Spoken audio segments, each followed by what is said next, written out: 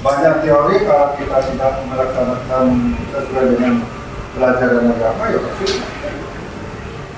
harus dilaksanakan supaya menemukan di dalam masyarakat itu bisa menemukan kedamaian, kebahagiaan, kerukunan, ketentraman. Kalau sudah betul-betul kita paham dengan ajaran agama, harus kita laksanakan di masyarakat maupun di keluarga atau di lingkungan kita dimanapun berada. Jadi itu secara bersama-sama, kesamaan. Ya.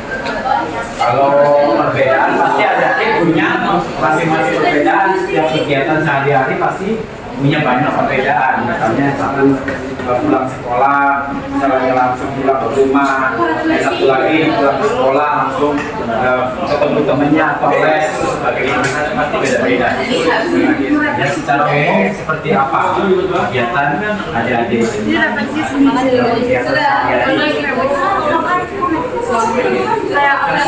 rutin dilakukan harus hari itu. Secara rutin ya.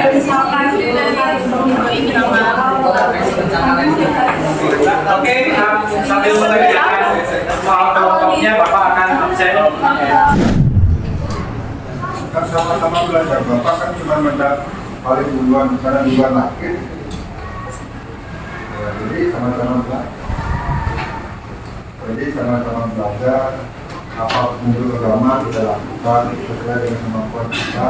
Kita sebagai manusia harus berusaha berbuat sebaik mungkin. Kalau manusia tidak luput dari salah, ada pengaruh dari ibunya, tapi kita bisa.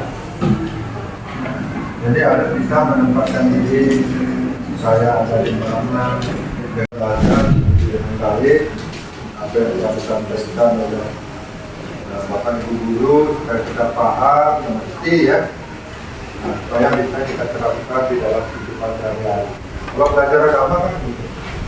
Banyak teori kalau kita tidak melaksanakan sesuai dengan pelajaran agama, ya pasti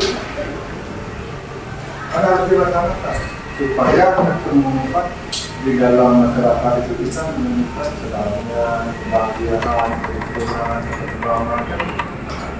Kalau sudah betul-betul kita paham dengan ajaran agama, harus kita laksanakan di masyarakat maupun di keluarga atau di lingkungan kita dimanapun berada.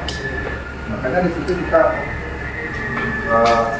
menemukan ketenangan, kebahagiaan dalam hidup.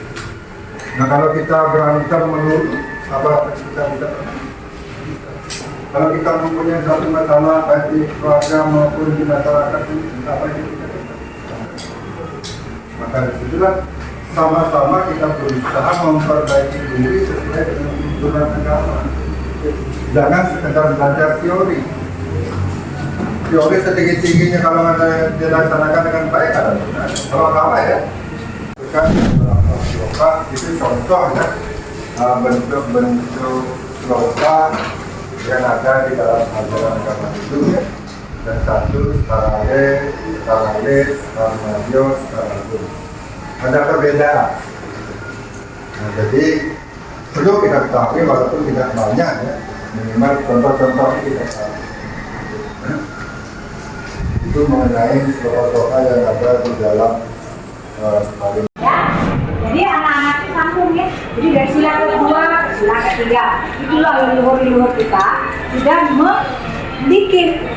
Makanya dari ajaran Trihita karena menyangkut ke butir-butir Pancasila. Sila pertama, sila kedua, sila ketiga, dan sila sampai sila kelima itu ada di ajaran Trihita karena ingat Pancasila ketuhanan yang maha esa. Kedua, kemanusiaan yang tiga, Kesatuan Indonesia. empat, Yang keadaannya dipimpin oleh majelis anak kelima, keadilan sosial dan Indonesia. hubungan manusia dengan Tuhan. sama dengan dimasuk ke sila pertama.